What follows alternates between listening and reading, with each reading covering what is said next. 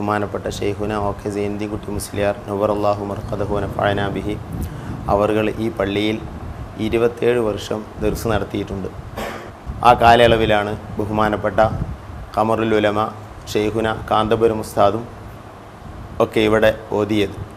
ബഹുമാനപ്പെട്ട സുലൈമാൻ ഉസ്താദ്, അങ്ങനെ വലിയ വലിയ ആലിമീങ്ങളൊക്കെ അക്കാലത്താണ് ഇവിടെ ഓതിയത്.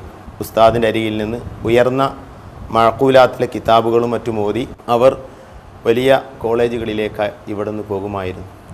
ഉസ്താദുമാർ പറയുന്നത് കേട്ടിട്ടുണ്ട്, കോളേജുകളിൽ തന്നെ ബഹുമാനപ്പെട്ട ഓക്കെ ഉസ്താദിൻ്റെ അരികിൽ ഓതി പഠിച്ച വിദ്യാർത്ഥികളിൽ നിന്ന് ഏത് ദർസിന്ന് വന്ന കുട്ടികളും ഈ വിദ്യാർത്ഥികളിൽ നിന്ന് പ്രത്യേകമായി പല കിതാബുകളും ഓതുമായിരുന്നു എന്ന്. കാരണം ദർസിൻ്റെ രംഗത്ത് ഉസ്താദിൻ്റെ ശൈലിയും ഉസ്താദിൻ്റെ ആഴമേറിയ ഫിക്റും അത് മറ്റൊരു ആൾക്കും ഇല്ലാത്ത പ്രത്യേകതയായിരുന്നു. ഈ സ്ഥലത്തായിരുന്നു ഉസ്താദ് കിടന്നിരുന്നത്.